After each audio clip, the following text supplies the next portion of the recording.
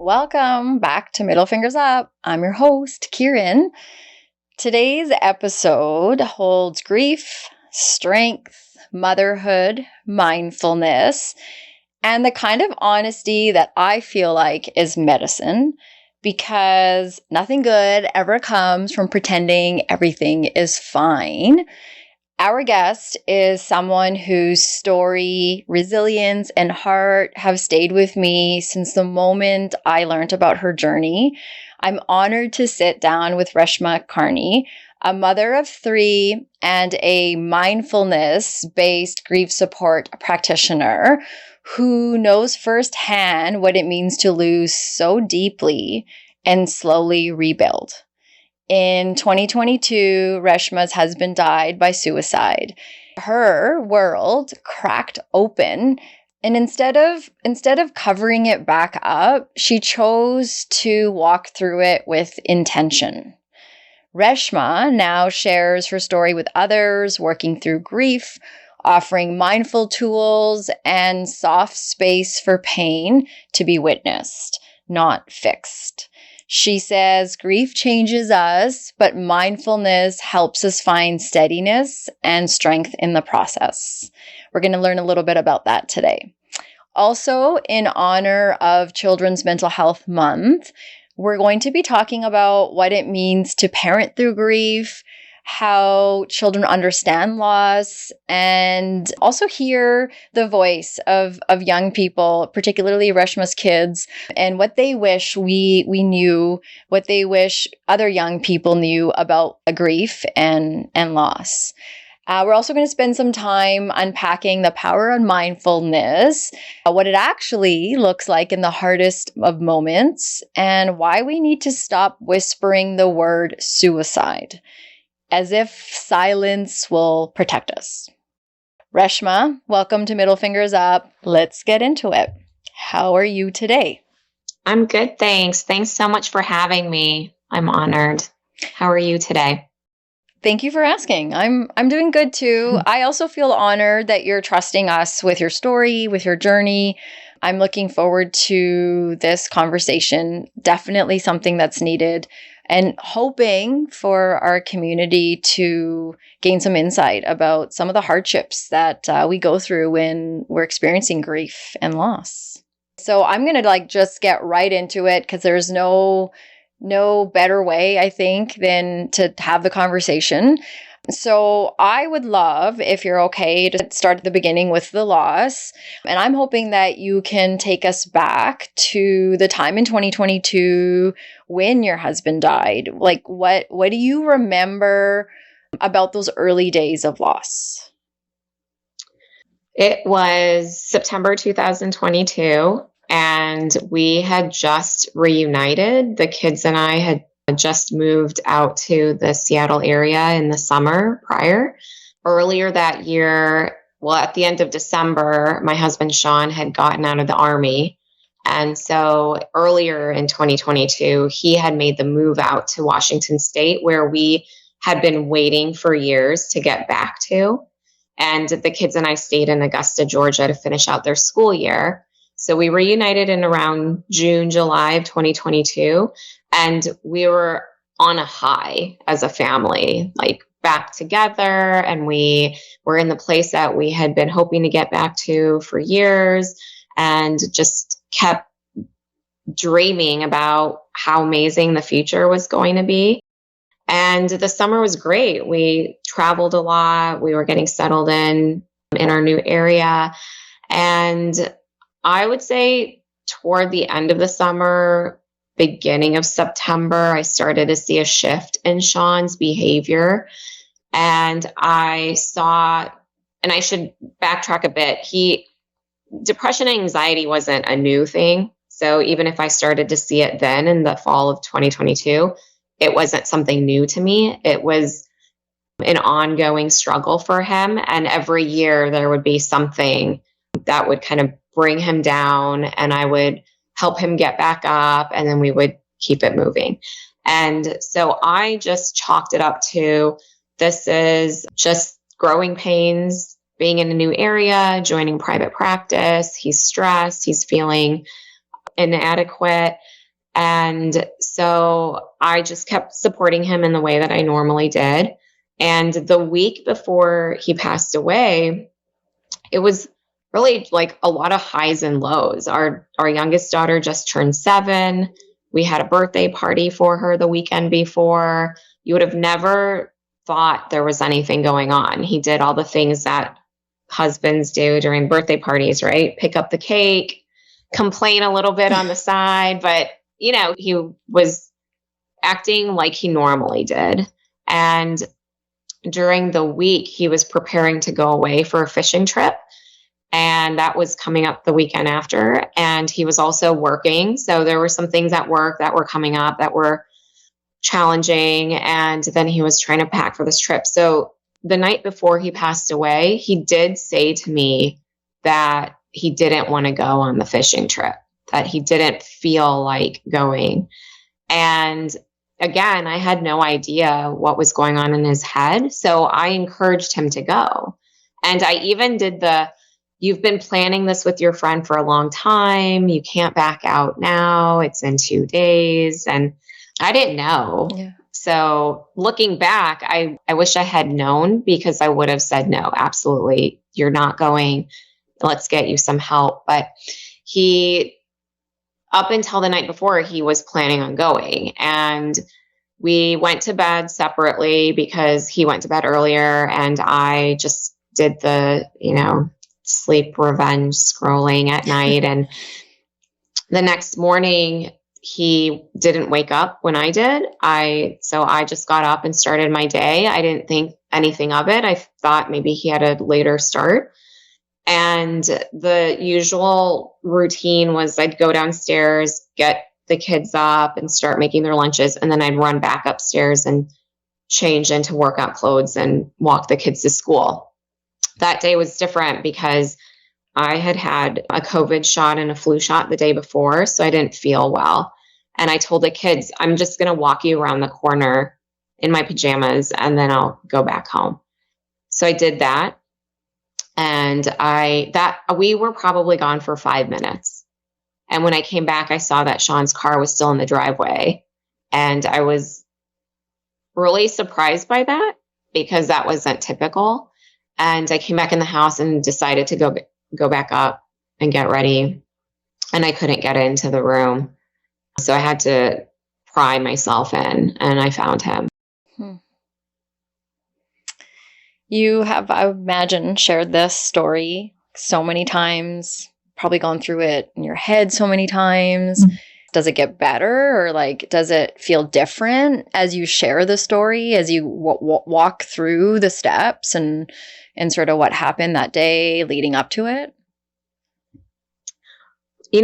Every time I tell it, it's different, because I can actually feel my breath caught in my chest, which is something I tell other people to be mindful of, deep breaths from the belly. But yeah, I can feel it in my chest when I tell you today. But yeah, it is much lighter. And I think that was part of the work I did on my own soon after he passed away. The images would keep popping up in my mind, and I would allow them to.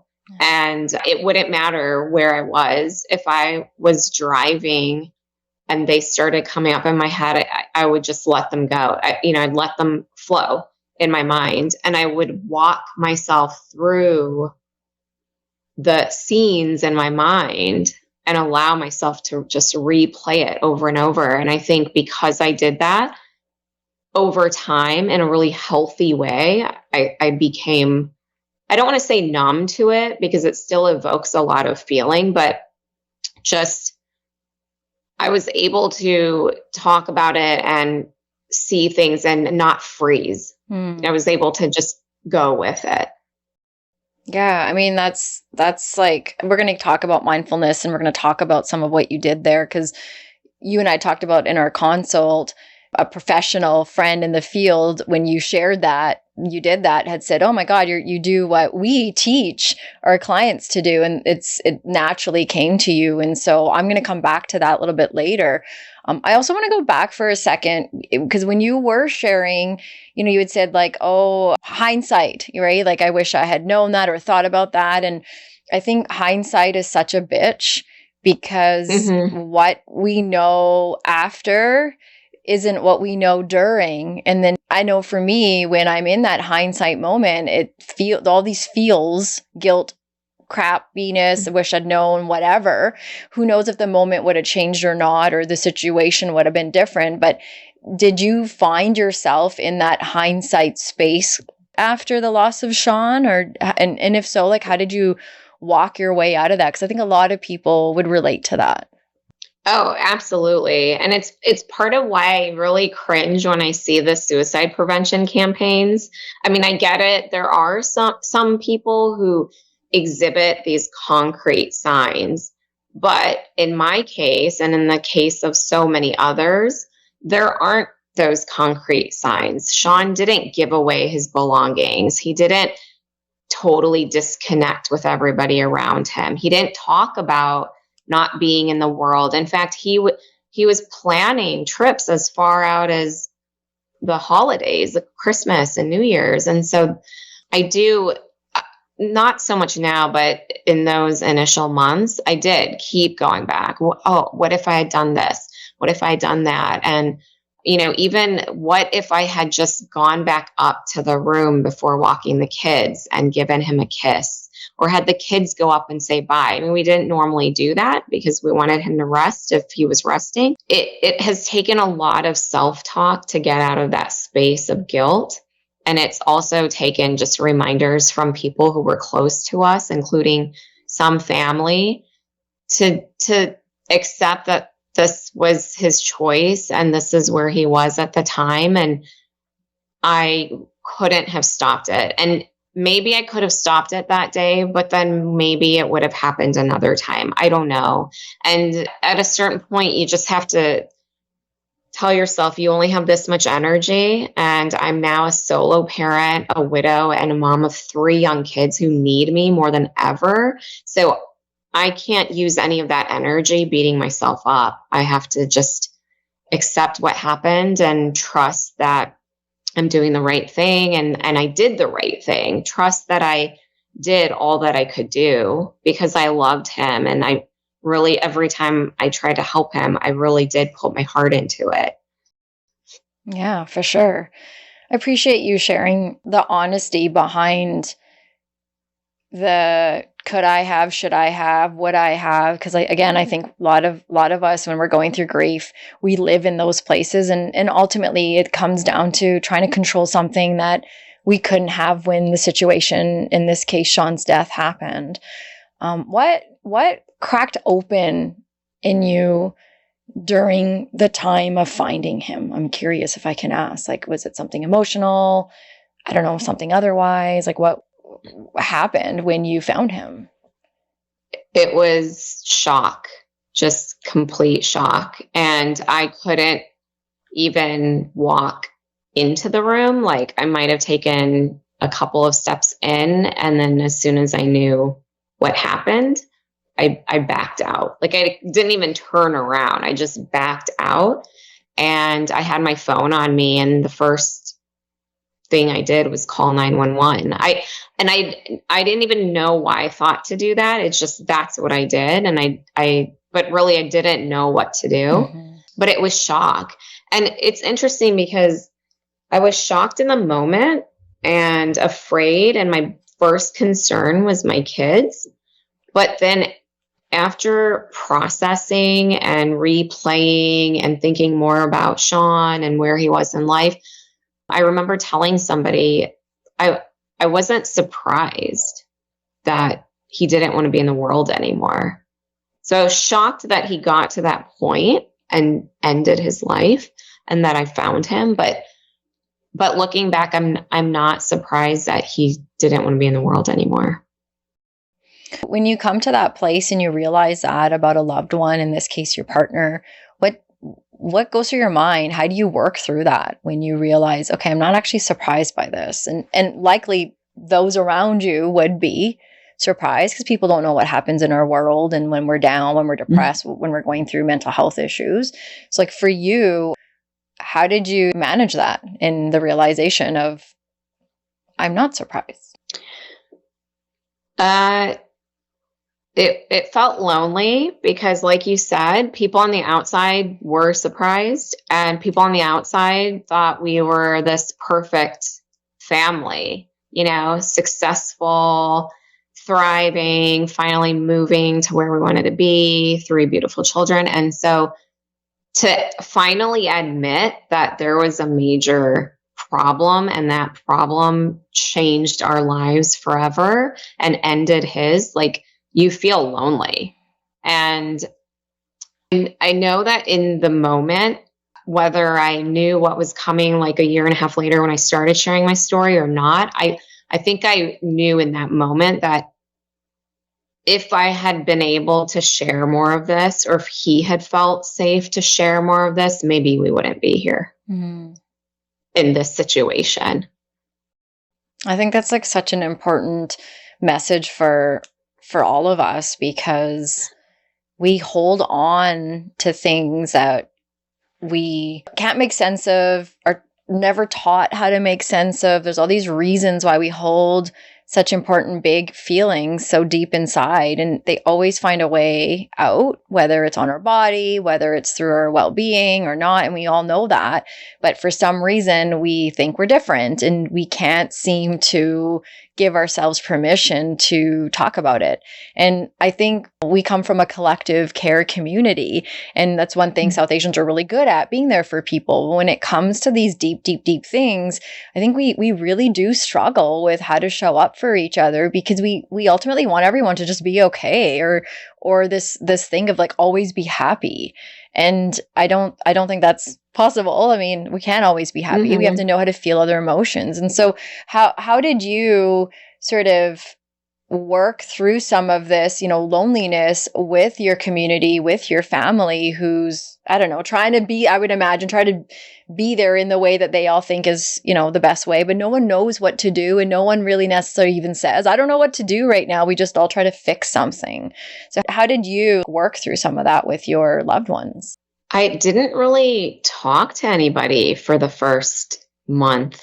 I allowed everyone to talk to me through texts or through messages or cards or gifts, and when I say through messages, I mean like through my parents. Somebody would tell my parents to tell me something, but I think it took a good month or longer before I actually got on the phone or texted someone back. If people messaged me, I'd like the message to let them know that I got it and I appreciated it, but it took me a long time to actually talk. And even then I was pretty guarded until maybe 2 months later. I felt more comfortable telling like a little bit more about what happened and how I was feeling. But I think what was important for me though is just knowing that everybody was there and they were giving me the time and space and they were waiting. And I was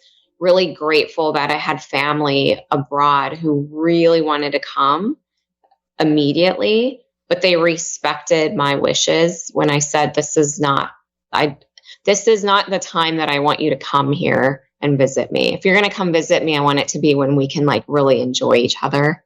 So yeah, everyone waited for me. Yeah, I appreciate that you were also able to be where you were in the moment. And as a woman, South Asian woman, on top of it, the need to care for everyone else around, make sure everyone else is okay. But at the same time, in order for you to do that for others, you have to also take care of you. And I'm just wondering, in those early days, I would imagine there would be so much pressure to like bounce back. You're a mom, and sometimes we are kids, but we also feel like we have to take care of our parents when there's something tragic that happens in our loved ones. And it's good that people wait and they were there. but I still feel these feelings are inside. And so, especially for moms, real grief doesn't work in the way of just bouncing back. And I think we also understand grief has no timeline. And so I'm just wondering if we can maybe kind of get into how all this unfolded for you as a mom for a minute. So, like, I'm just trying to make sense of woman to woman, mom to mom. Like, you're not just grieving as a partner, but also a mother of 3. And so that's enormous weight to carry in itself. And how did you make space for your own grief while also holding the space for your kids? Well, I didn't do that at first. I think that the only reason I got out of bed every morning was because of the kids. I wasn't thinking about myself at all. I remember I wore like the same 3 or 4 things, like just on repeat. I didn't care at all about myself. I got out of bed, moved robotically just for them, got them to school, and then I would immediately go back home and start doing all the paperwork. And there's a lot of stuff that you have to do after your partner passes away, and we just don't know, and we're not prepared. And when you're in your 40s, you're not even thinking about. He wasn't even thinking about that because he left me in quite a mess, actually. So it took me time to realize that I needed to start taking care of myself and giving myself the time and the space to grieve. So I started doing that. I would take them to school, but then I would force myself to walk I started at like 20 minutes, and I would do that. And then I'd go back and jump into everything, but I still had that time. And then I would add on a phone call to my dad every morning for 20 minutes. And that helped me process things that I had to do. But I think it also gave my dad peace of mind, because I was in Washington still, and they are in California. And so it would be my time to check in with my parents. And then over time, I started doing a little bit more, bringing back in my time at the gym and yoga, and then slowly connecting with other people. And it got to a point where then I blocked off time every day just for myself so that I could process things, or say, read about grief, or connect with some type of grief resource. But I became very protective of that time because I saw that it was helping me heal.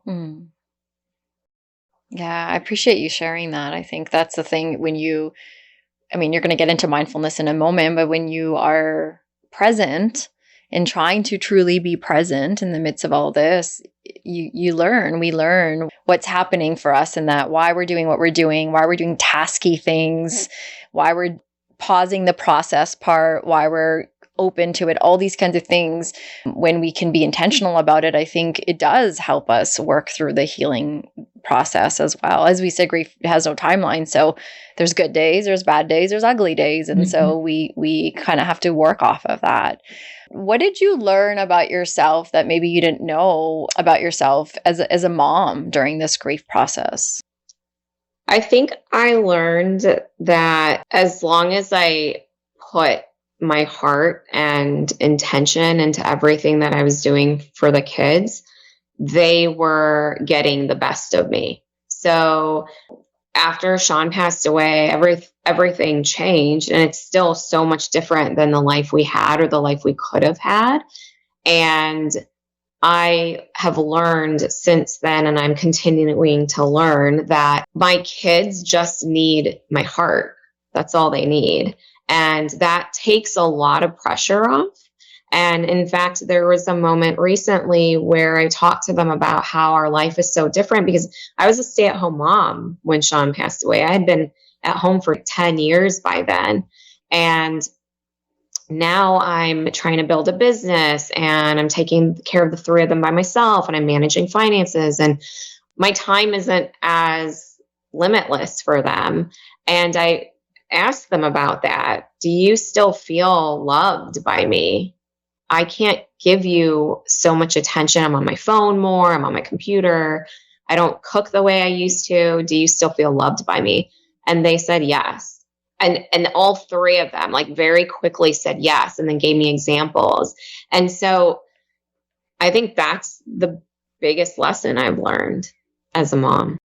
Oh, I said I wasn't going to get emotional, but you made me emotional. This is your fault. I just feel like it's okay. I think the reason why I'm getting emotional is just what you said about like, that's what they need at the end of the day is our heart. And I think sometimes we shield it so much as grownups because we have to provide finances. We have to do the day-to-day to make them feel love that we kind of miss the boat in what that love is. And they don't really want a whole lot from us. And we assume they do. So like, can you help us, those of us that maybe are struggling with how to be present with them or how to unshield that heart? Like, what does that look like? And how did you learn that, like what that was when you started to give them more of that part of you? It's just what you said, unshielding your heart and letting them see all of it and all of you. And that's what I did. And maybe I did it a little bit before Sean passed away, telling them how I felt and talking about feelings and, owning it when I went off on them and apologizing, something, our parents didn't do. And, but when he passed away, it was like, there was no way to hide my feelings. And because I'm a very emotional person, so maybe there are people who can totally block that, but I couldn't. And so instead of trying to hide it, I let it be. And if I was in the car with them driving to soccer practice and a song came on that reminded me of him and I started crying, I would say, I'm really sad. Remember this song? Dad loved this song. And they saw me crying. And then I would ask them how they're doing and how they're feeling. And we would talk. And so they've seen me in all the beautiful emotions and healing emotions and the ugly emotions, the not so pretty, the bad emotions. You've seen the whole range of emotions in me. And I've never denied any one of those emotions. I've embraced them and I've talked about them, even jealousy, like, man, I'm really jealous of that family. And this is why. And because I can do that with them, they have no problem telling me how they feel. And that's so important because of their mental health, because that's like the number one thing I'm looking at right now. I don't care about anything else. I just want to make sure that their mental health is intact and that they're taking care of themselves and that they're safe, they feel safe and sharing. So I think I'm modeling that for them, that in our home, we can talk about anything and we can even raise our voices at each other or throw things around, as long as we're kind and respectful. But this is a safe place and we can be who our real authentic selves with each other. Oh, I love that. I really respect what you're doing and how you're doing this with the kids. You had mentioned an article you had read about the number one way to support, the number one thing that is the biggest support for kids after a traumatic event. And can you share a little bit about that? Yeah. And I don't remember where I read it, but it was soon after Sean passed away when I wasn't taking care of myself. And it was like my light bulb moment. I read a quote that said, the outcomes for children who've experienced trauma are largely dependent upon the resilience and coping skills of their mother. And of course, it could be of their parent, but a lot of research has shown that the relationship that children have with their mother is a lot more influential on their well-being. And that was a turning point for me. That's when I was like, okay, I can't create this healthy, nurturing, healing space for my children if I'm pouring in shit, right? Like I have to take care of myself. Yeah. And I want to emphasize too, like you're doing just that when you are being raw. Sometimes we think taking care of ourselves is, again, shielding it and putting the makeup on and looking good and showing our kids from the outside everything's fine. But as we said at the beginning, like that nothing good comes out of pretending to be fine. Being fine is doing what you're talking about, having raw moments, having sadness, having anger, having questions more than answers. Like those are the things that our kids need, because that's what life is going to throw at them as they get older. And so your kids have a head start in some ways through a tragic event that's teaching them some of life's social skills that many people don't really go through life learning. And it's unfortunate it had to go that way, but you're also using it as an opportunity and not protecting them from that. I think sometimes our kids show us more than we realize, like whether it's about resilience, about honesty, even about healing. And I'm wondering if we can just talk a little bit about your kids' voice in the process of loss. So if your children were here right now and I had a moment with them, what would they say if I had asked them about what do they need from adults who are supporting kids through grief and loss? Like what would their response, do you think? I think that my son would say, just let me be and let me come to you for help. And I say that because there was a moment where I was like, are you okay? How are you feeling? How's your heart? How's your mind? Are you having dark thoughts? Like, I was just in panic mode and like really trying to get him to talk. And he said, Mom, sometimes I just need you to say like, hey, that sucks or this sucks. If you need anything, let me know. And that stuck with me. And that's what I do now. I really try to be mindful of the right moment to talk to him and the right amount of words to use, the right words to use. And so I think that's what he would tell an adult. Just let me lead the way. And I think that's great. I think children should lead the way. And I think they do lead the way. You just have to slow down and pay attention and shut up, basically. My middle one would tell an adult, but also children, because she has told me this before, that she wishes she could explain to her peers that she will always be sad and she will always miss her dad. So in other words, like we've said, grief has no timeline. It has no finish point. And I like that she understands that, because then she doesn't feel this pressure to like fix anything. Right. And she said that to me because a couple of people compared her loss to their loss of a grandparent and told her, well, I'm okay now. And it's so different. But how do you tell a young child that it's so different without being rude or getting emotional? And so that's what my middle one would say.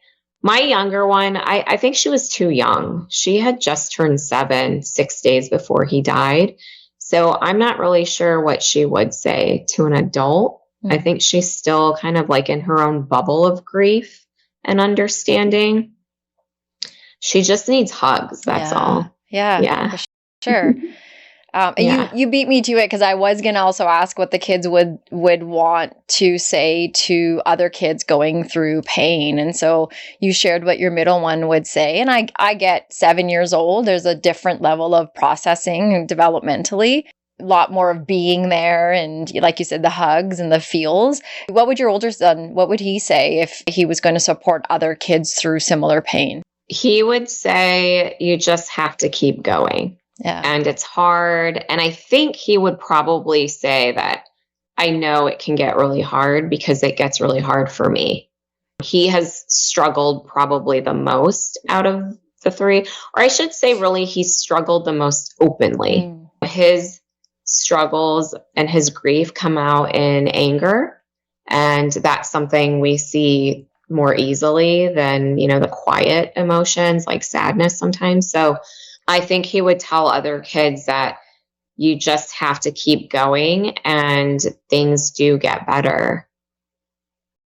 Yeah. Aw, so well said. I appreciate that.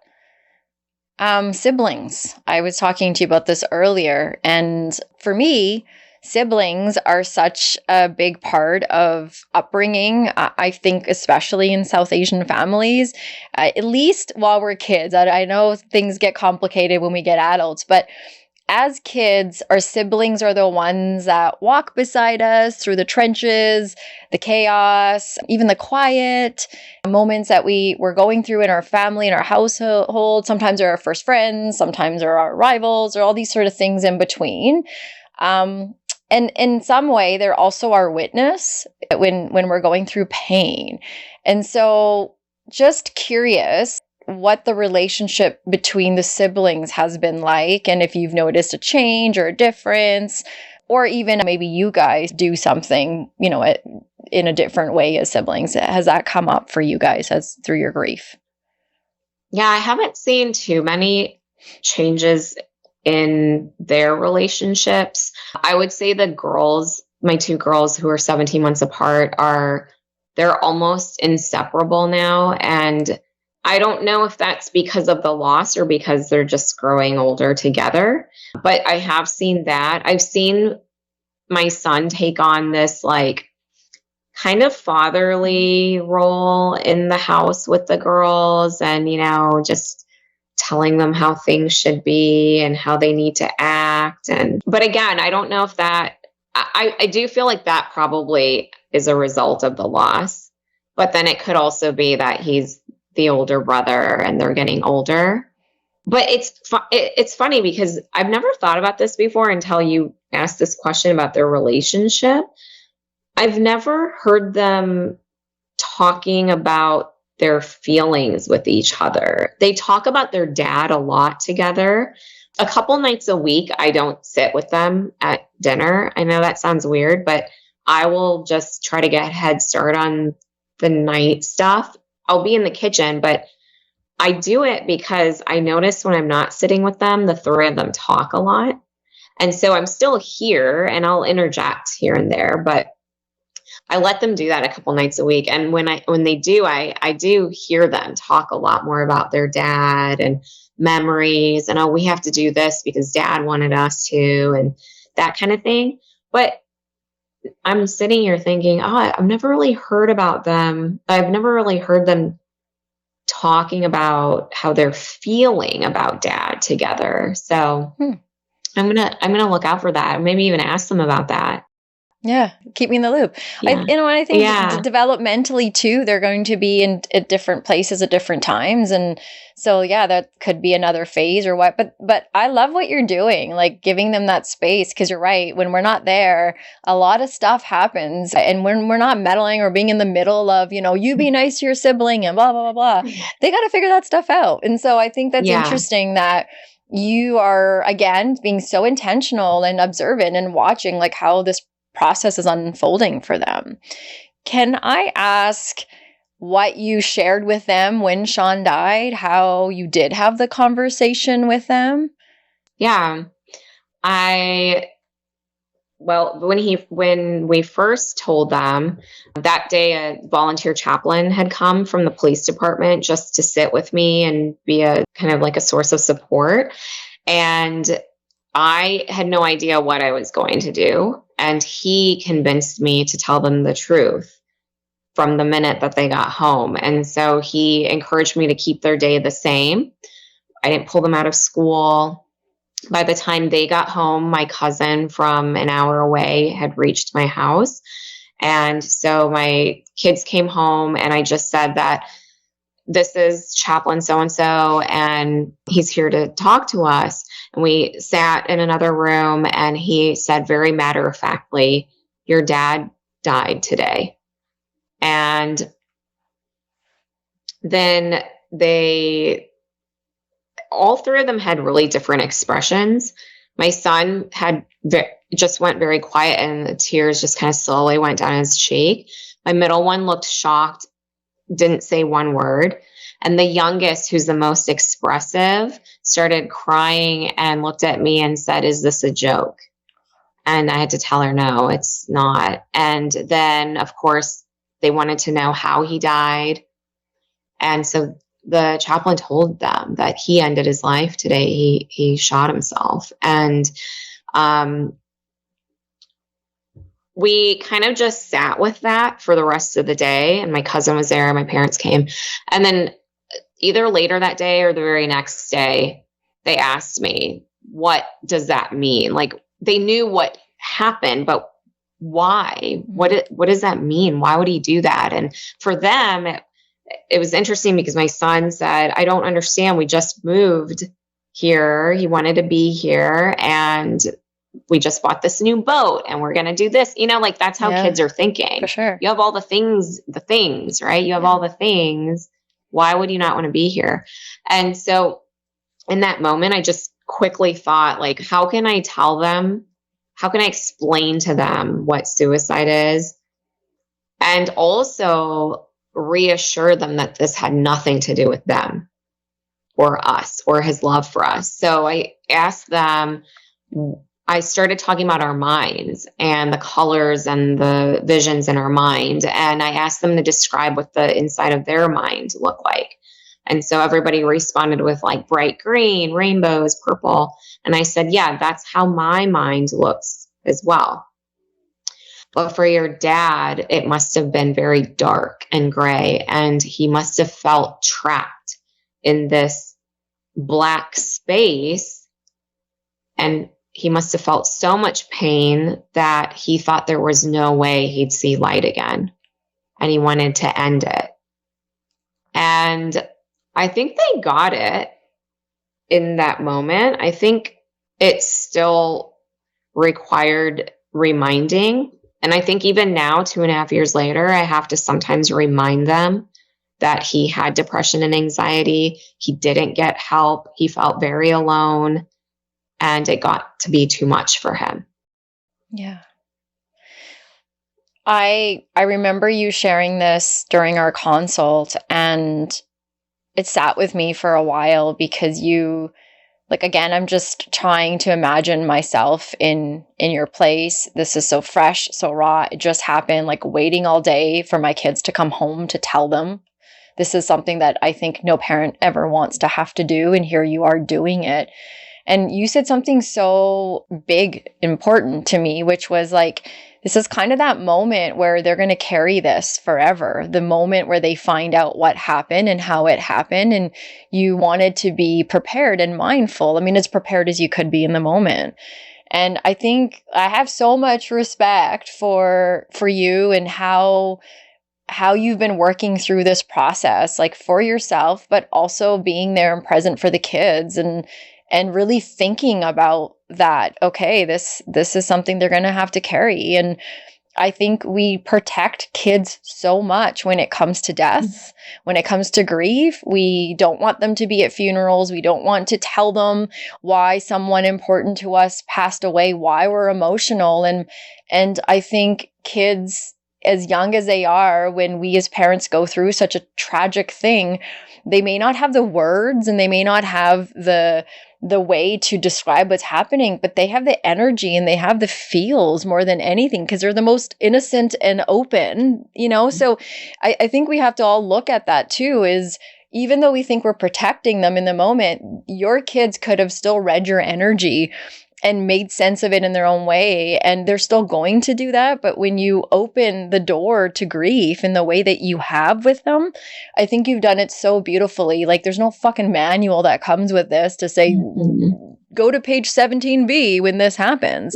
And you're creating this manual and this process along the way. And you're doing it in a way that I really appreciate. And I think a lot of people are going to get some support in a way that we haven't been able to have in our community. And I just want to thank you for how you are showing up for those kids. Very meaningful. And I hope you, do you see that? Do you give yourself credit? Do you validate yourself as a mom and how you've been showing up for them? That's really nice of you to say. I got goosebumps when you were saying those things. I really appreciate that. I think I do feel validated when I see my kids going through it. Yeah. Yeah. I mean, everybody on the outside says it too, which is so wonderful to hear. And I do feel that I'm making an impact. But the three voices that will forever guide me are those of my kids. Yeah. So when I see that they're thriving, or when I see that they really get excited about the things I'm doing, that gives me peace of mind, and that reassures me that I'm on the right path. And I do want to mention about being truthful with the kids. I've kind of thought about this recently. If I had not told them the truth, and if they went on thinking their dad died by because of a heart attack or something, right? Or in his sleep, I wouldn't be talking to you right now. I wouldn't be on Instagram sharing our story. I wouldn't be talking to people behind the scenes about their husband who's struggling, or, the mom who lost her husband to an overdose and the teen is struggling. I wouldn't be doing any of that. And so I think that the advice the chaplain gave me that day was the best advice. And I have been honest with the kids from that point. I mean, they've asked me some really tough questions about that day, about the loss, about what I saw, about, why did you marry dad if you knew he was like this? Really hard questions. And I might not tell them everything that's in my mind and heart, but I do have the conversations with them. Yeah. And I think they're going to appreciate you in the future. Sometimes you don't know how to tell us these things, at the age, but look at us. We grow up and we look back and we know what we're grateful for that our parents did for us. And then we know the things that we didn't get, and we're trying to make sense of them now.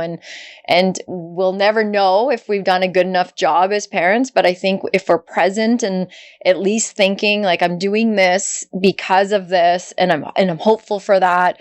I think that's the key, is doing it in the intentional way that you have been. And that honesty, I mean, kids only know how to be honest. So it's such a disrespect when we choose to not be honest with them, because they know these things. They can read us, they feel our energy. And so here we are trying to spend all this energy covering something up that, also, like you said, then wouldn't have been an opportunity, a door opening for something else because of the fear and the worry and whatever it is that grounds us to not do these things. And so I am glad that you went the route that you did for their sake, but also selfishly for the rest of the community too, who needs people to, help us. You and I talked about stats earlier. I said, I didn't show up with any numbers, and you're like, I didn't either. And I think we both agree, these conversations are the data collection that we need for our community to build those kinds of stats of what are the numbers and all that, because numbers are skewed. Nobody wants to report that it was death by suicide because of the shame and the guilt that the ones that are left behind that have to carry. And you're doing this in a way that is working through a lot of that. And so I'm just wondering if we can kind of take a trip back in the time machine to when little Reshma was growing up. And did you grow up in a home where you guys talked about mental health and grief and loss and those things? I'm curious how you made sense of it growing up as a kid. Yeah, I mean, we didn't talk about mental health. I don't even know when that phrase came about, right? Mental health. No, we didn't talk about mental health. We didn't talk about, certainly not grief and loss. And I lost relatives as a child, and we didn't talk about, I don't even think anyone asked me how I felt when we lost relatives. I would cry and they'd say, it's okay. And so-and-so was old, or so-and-so was sick. And then you're supposed to just move on. So I don't think anyone asked, how are you feeling? And I don't think I really understood what grief meant until recently, until losing Sean. And definitely now that I'm on Instagram and I'm sharing, and I'm also learning from others in the grief space, I know so much more. And I went through grief before losing Sean. I lost a baby when I was 30 weeks pregnant. So I had a stillborn child in 2010. And even then I don't think I ever used the word grief. I just processed on my own and I moved forward. So it's interesting to think about when those terms actually started becoming a part of our vocabulary. That is interesting. What sense do you make of that?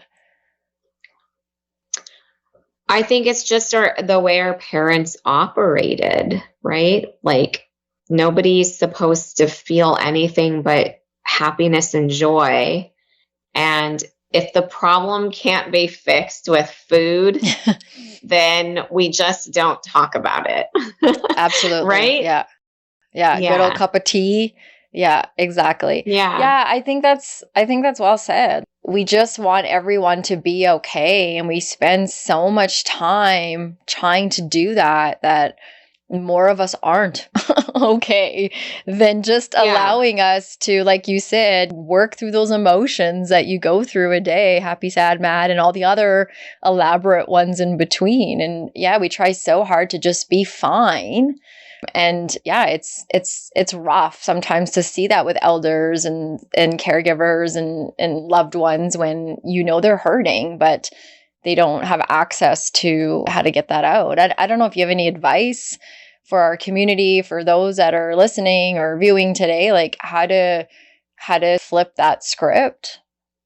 Well, I think that the issue was that most of our parents were immigrants, right? And so they were, and then now we're learning more about generational trauma and how, and just how that like sits in your body and it passes on to the next generation. And I think that they had a lot of their own stuff going on, and they came to their new countries with very little support, very little connection. And I think that's why sitting at dinner, we didn't get asked about our feelings, because they were going through their own feelings and their own stuff and just hustling to make it. And they didn't have the time or the space, not just for us, but for themselves. And so that is what I would encourage our generation of South Asians to keep in mind, that we have to make the time and the space for our feelings and for our healing. And we have to instill that in our children so that they carry on doing the work that our parents needed to do more of.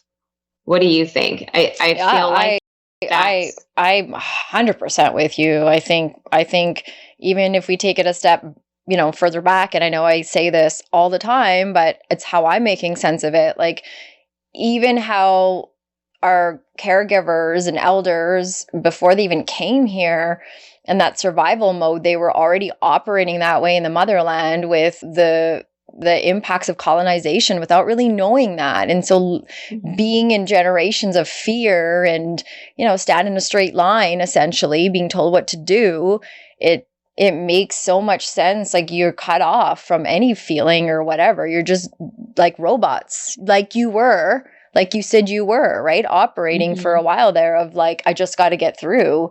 And so I'm just the shell of a body.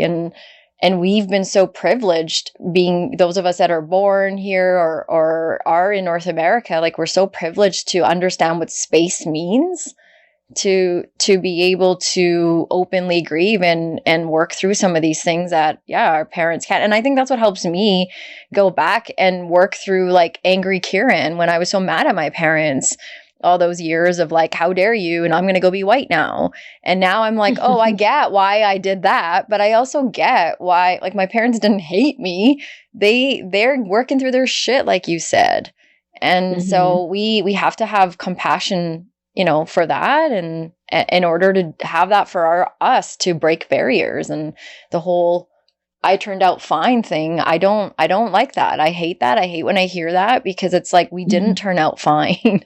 And if we did turn out fine, okay, but is there not room to, like, break some barriers so we can feel better, and so our kids and the next generation, you know what I mean? So I'm with you on that. I think you're right about survival mode is where they're at. And I do want to say that even though we didn't talk about mental health or share too much of our stresses, definitely didn't talk about grief and loss, I think that the fact that my dad was so emotional, he is an emotional person. And for his generation to be emotional and sensitive and to encourage you to cry and speak about what's bothering you, I was very fortunate. And so we might not have had like really in-depth conversations about feelings like I do with my children. I knew that he was a safe place for me.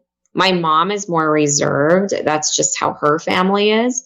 And so she's very loving, but she didn't create that emotionally safe space for me. My dad did. Right. And I think that's why I've been the way I've been. Yeah. When it comes to I've just always been open about my feelings, and I've really looked inward because I was brought up that way. Yeah. And I think the way, like what you're saying, the way we're raised shapes how we deal with pain, the good, the bad, and the ugly. And sometimes life forces us to learn, maybe like forces or encourages, however we want to word it, but to learn a new way of being, and which is what you're talking about as the next generation. And mindfulness can be such an important part of that path. And so maybe we can talk a little bit about that, which mindfulness, when we did the consult, you talked a lot about how being intentional, how that has helped you through this grief process, as well as it's what you're offering back to the community and how to work through this.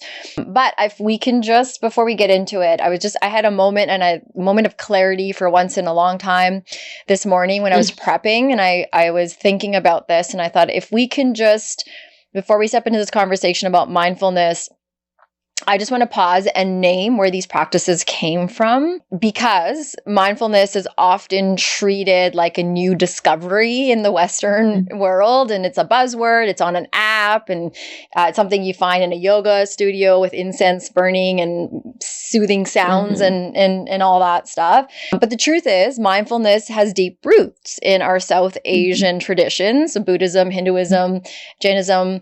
Our ancestors practice presence through breath, prayer, stillness, and movement. It's in our rituals. You talked about food, storytelling. Mindfulness was really, if we go back and look at our ancestors and our elders, it was never about escaping pain. Somehow that sort of got disconnected over the years. It was about being with it, witnessing it, and finding clarity in sometimes what we call, I guess, like chaos. And so these are not trends, they are teachings. And today, as we talk about mindfulness, I just want to recognize you for a second, Reshma, because you're carrying these teachings forward when you offer the support to our community, and you're not doing it in a performative way in which a lot of us who went to mental health school were taught, but you're doing it from a place of truth. And it's in how you've moved through loss, how you've shown up for your kids, for yourself, and then how you continue to ground yourself in these practices that have always, belonged to us. So I just wanted to remind all of us, like, that healing's not just possible, it's about our ancestors, and it can help a lot of us feel less alone when we're working through such a scary process. So I just wanted to take a moment and put that out there and thank you for doing what you're doing with our community. And now we can get into mindfulness. Oh, that was really well said. And I think that was a really good reminder about the roots of mindfulness. Maybe you can sort of take us through like how mindfulness has been a key part of your healing and your kids' healing. Yeah, we started practicing mindfulness during the peak of the pandemic. So in the spring of 2020, I had always done yoga and, journaled and done some breath work. But it was during the pandemic when we were all forced to be at home, and I had to homeschool the 3. And I was just looking for ways to break up the day with them.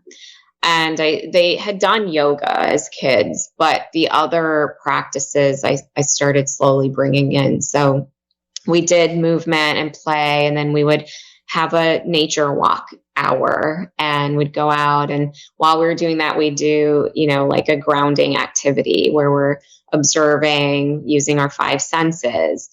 And then I got them a journal to guide some journaling and just intention setting. We did a little bit of meditation. So we were just kind of slowly learning about these practices individually and together as a family. And I saw that it really did create this shift in the energy in our home. And because of that, I then decided to get certified in kids yoga and mindfulness. And so the goal was to, once Sean got out of the Army, have my own business and do that while being able to stay at home with the kids and support him. I didn't realize how much of an anchor those practices would become, right? Until I lost Sean. So now it's like, this is not about let's dabble here and there. This is like, I have to do this every day or I'm going to spiral. And this for me is getting up an hour earlier before the house wakes up, having my tea, pulling out my journal, journaling. I have to share gratitude on a daily basis. We do a lot of positive self-talk. We share gratitude at dinner. So we have realized that each of us has something that works for us, and they're all different. And if we find that we're stuck, we know what to grab from our toolbox. I love that. I think that's like the key to raising our kids, but we struggle with it. We get caught up in, like I said earlier, all this other hustle bustle stuff. And it's like, just go. We don't take transitions and moments and recognize like, this is hard. Maybe I need to change up my day or not go and do that thing that I had planned to do because I need to work through some of this stuff. What do your kids say? Because I can imagine for some kids, it's like, okay, really, So sounds like you kind of implemented it at a young age, or they maybe didn't realize that this was like, but how do they respond to following through with some of these tools, these practices? For the most part, they listen and they will go back to some of the practices. But then, of course, there are times where, especially because my son just turned 13 and he thinks he knows everything and he's so cool. So if I'm talking and I'm on a roll, he'll just shut me down and say, you're taking this mindfulness thing to another level. But I know that deep down inside, he knows that it's working for us and that it has worked for him. And I think it's when he hears people on the outside talk about it more, then he's like, oh yeah, I've been doing this for years. And so then I think he's more confident in it. You mentioned that we don't give ourselves time to transition and we don't slow down. And so parents are hesitant to bring this in to their world because it's like, a lot of people look at it as one more thing to do. And the thing is, it is one more thing to do. And it doesn't change things overnight. And you do have to try different things out before you find what works for you, because mindfulness is not a one-size-fits-all thing. But if you do it in a way that it's very natural to you and very built into your day-to-day, it feels effortless. And I think that's what people have to realize before they make a decision on whether or not they need it in their life or they can afford to have it in their lives. Yeah, I think that's well said. Would you say, is it still hard some days to be present with the pain? Yeah, there's some days that it's hard, and there's some days I just shut everything down and check out. And that's okay. I mean, that's part of why this practice is so powerful, because you are totally in sync with yourself and you can recognize what it is you're feeling, why, and what it is you need to address that feeling. So if I can't handle it one day, I give myself permission to just stop what I'm doing and to let my kids and my family know that I can't be available now. I need time for myself, and I'll check out. I'll go to my room, get in the bathtub, just totally check out and start over the next day. Yeah. And that's the beauty of the next day, is that we can try again. And, being present isn't about being perfect. It's about figuring out how to show up in that moment. And I think for a lot of our community, we sort of talked about this a while ago with our upbringings and just like the general histories of our community. Being alone in our mind can be scary. And we've seen this a lot with our moms, a lot of our elders. It's like rest is non-existent. You don't stop. You keep going. And sometimes it's a distraction. And that's sort of the tool that's being used. And for anyone that's like really wanting to, go there, go be with their mind, go be still, and they're not sure where to start, how to start. Do you have any like feedback or advice on how we could take a small step towards it?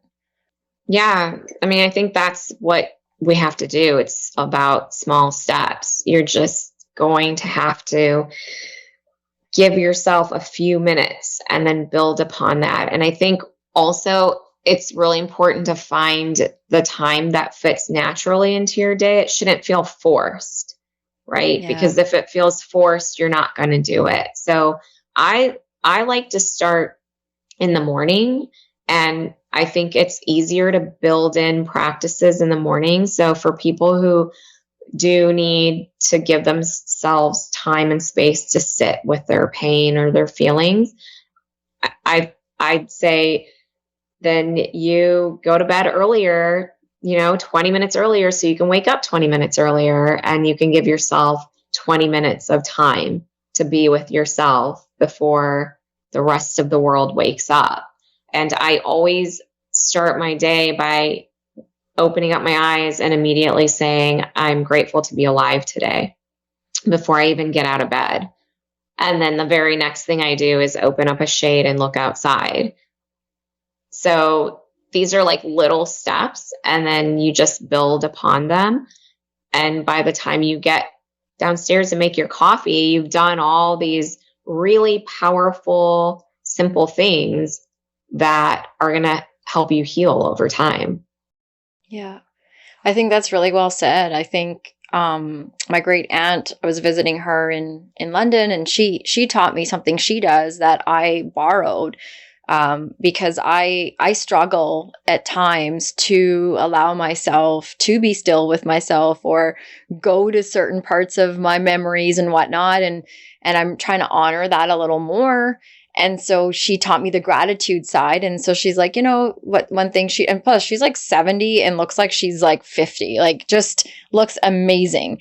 And one thing that she does when she comes out of the shower is, and I lotion most of us South Asians have to lotion our bodies.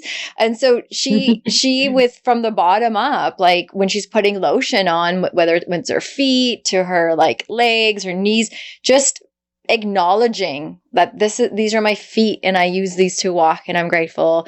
These are my legs and my knees and they help me bend. And this really helped me because I have a lot of body issues and have a lot of expectations that are unreal about what my body should be and not, and, working through that. And this has really helped me in the past year as well. It's like, oh yeah, my body is not meant to look sexy in photos.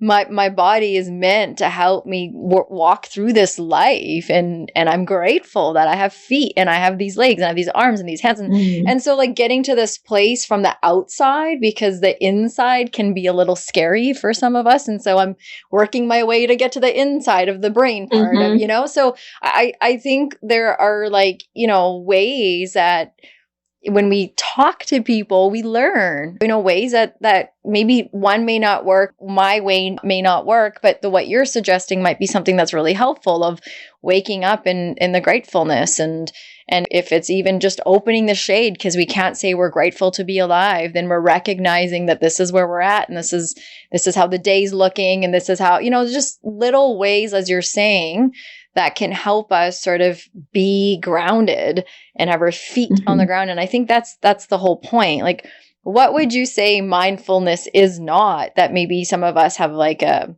like a different idea of it, and just sort of how the Western world sort of made it be too? What would you say it's not that maybe some of us believe it is? I think a lot of people believe that mindfulness, I think people use that interchangeably with meditation. Okay. Yeah. And when they do that, they then think, well, I can't meditate because I can't vacate thoughts from my mind, and it's not that at all. Mindfulness, even meditation, is about being with the thoughts in your mind and recognizing the thoughts in your mind, but not judging them or questioning them, just being aware of them and letting them pass. Right. So I think that's something people have a misunderstanding about. And because of that, they're reluctant to try it. That's well said. Right. Now that you said that, for sure, I feel the two can be sort of mistaken as one. And yeah, absolutely. And the fact of like, it's not for me. And I think that's even a place to start, is like, well, how do we know why it's not? Like, being curious about that in itself too. For the longest time, I didn't care for it, didn't care for meditation, still struggle with it. But then I started asking, like, why is it that it's not for me? And I'm starting to learn a lot of, again, stillness can be hard, and I need distraction. And where did that come from? What was I taught? All these kinds of things that are helping me get to this place of whether I choose to meditate or not, but realizing, oh, I do this in all different parts of the day, where I try to not go through the transitions and whatnot. So I think just even asking ourselves, like, how come it's not for me, and when will it be, or how can it be? If I can shift, I do want to talk a bit about the silence and suicide and how they go hand in hand. And maybe if I can just ask one question, okay, maybe two about it, is what do you wish people better understood about suicide and the grief that follows? I would want people to understand that I'm kind of speaking more from like the survivor's perspective. And I would want people to understand that suicide is not always predictable. And I'm not sure that I could say it's always preventable. People might argue with me on that one, but I'm thinking about my situation. And I think that there are signs that some people exhibit, but then again, in my case, there aren't signs always. And I would hope that people just understood that, because we see these suicide prevention campaigns, especially in September during the Awareness Month, and they list all these signs and they say suicide is preventable. And I think there was this study that came out recently where the people who answered it, a very large percentage said that they did believe suicide was preventable. And so for someone like me reading that hits hard. That stings, actually. And then it's like my guilt comes up all over again. And so just, it'd be nice for everyone to just keep an open mind and look for the signs, support the campaigns, but also just realize that not every case is the same. Yeah. And your question about the grief after suicide loss, I always say it's just as complex and complicated as the loss itself, meaning that it's really hard to understand. And it's very mixed in terms of the emotions that come up. Of course, there's heartbreak and pain and sadness, but then there's anger and bitterness. I was angry for a long time that my husband, the father of my kids, number one, did this. Number two, spent years refusing help and refusing connection and support. Now, when I look back on it, just from a different place and a different point in my healing journey, I look at it with so much more compassion. I've let go of a lot of the anger.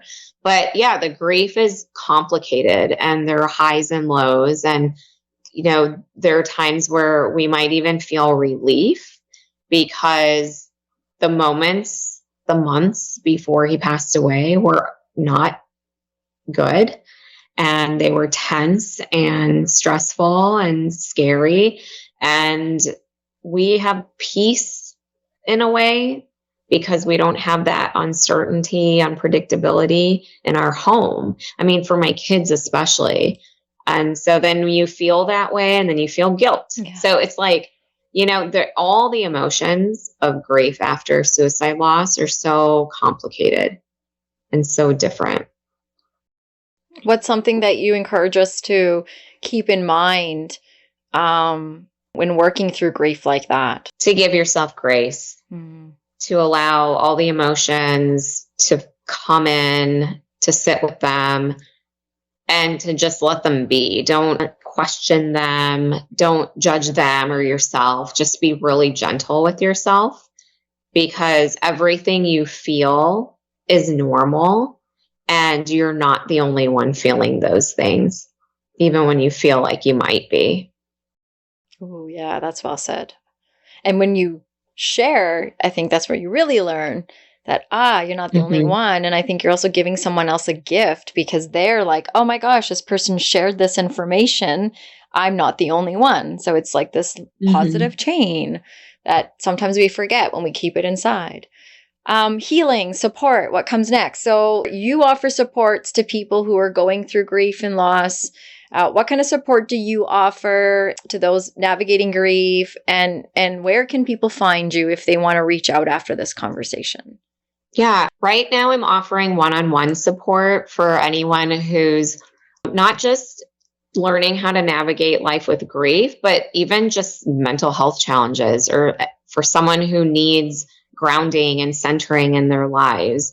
And so those sessions are weekly, and in an hour, we talk about where you're at, what you need more of, less of.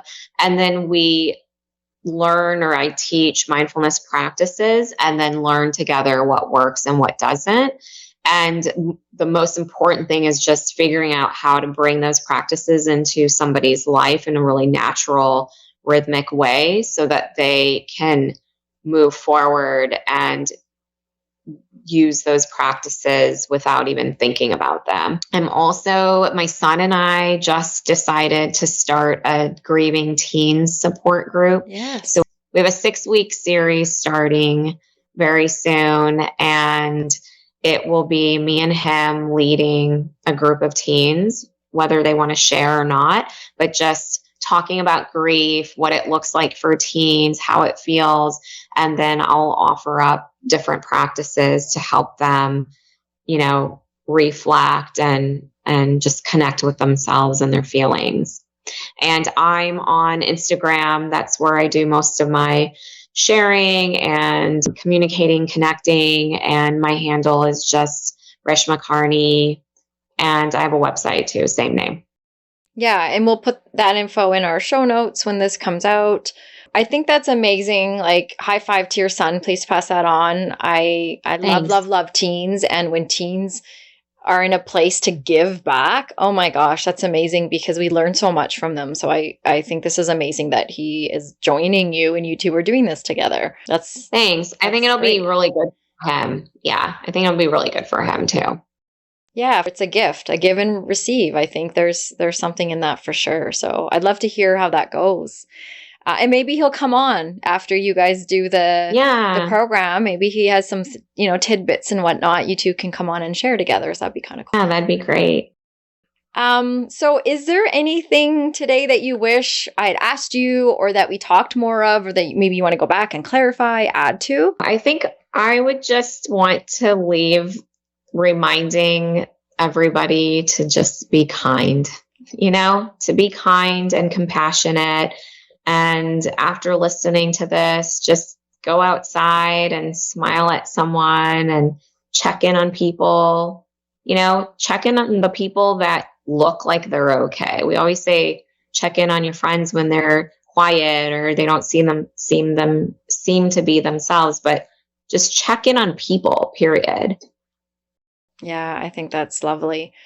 I want to give a shout out to our friend Zach, who connected you and I together. Mm-hmm. He has a Canadian podcast.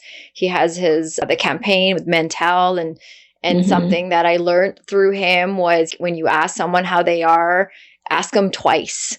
Because sometimes we say we're okay, we're fine, and we need to be asked that second time to be able to say, actually, I'm fine. And let me tell you this. So I appreciate that. You kind of gave a call to action when you said to be kind, so I won't ask you for another one. But lastly, if we could, before we go, we can do our middle fingers up. We say, we close with a lot of rebellion, or maybe a little rebellion and a lot of heart. So if you were going to put your middle fingers up to something, what would that be? To silence. Ooh. Let's put our middle fingers up to silence, right? Yeah. Yeah. Yeah. Well said. We just have to keep sharing and keep talking and connecting, because that's really the foundation of healing. Yeah. Yeah, absolutely. I love that. Okay. I just want to thank you for sharing your truth, your story, the tenderness that lives in between the heartbreak and the healing. I think you really helped pull that out today, and I appreciate that. To anyone listening, these conversations are door openers. We're just starting to scratch the surface. If you want to add to this conversation, you know where you can now reach out to Reshma. You know where you can reach out to us here at MFU. If you're grieving, if you're walking beside someone in pain, or if you've ever felt the weight of the silence after suicide, we hope you know that you're not alone. There are supports out there. This conversation doesn't offer all the answers, but it's here to remind us that presence is powerful and that being seen matters. And so we don't have to fix the pain. We're just trying to figure out how to sit with it. And maybe that's where the healing begins. So middle fingers up to that silence, to that stigma. Thank you again, Reshma, for being here with us. Thank you so much. I love your space. I think it's so important for South Asians to realize that we can use our voices and be authentic and unite in that, right? Yeah, I appreciate that. Me too. Thank you. Thanks for making me cry. Or making me feel safe to cry. Maybe that's what it is. Right? Yeah.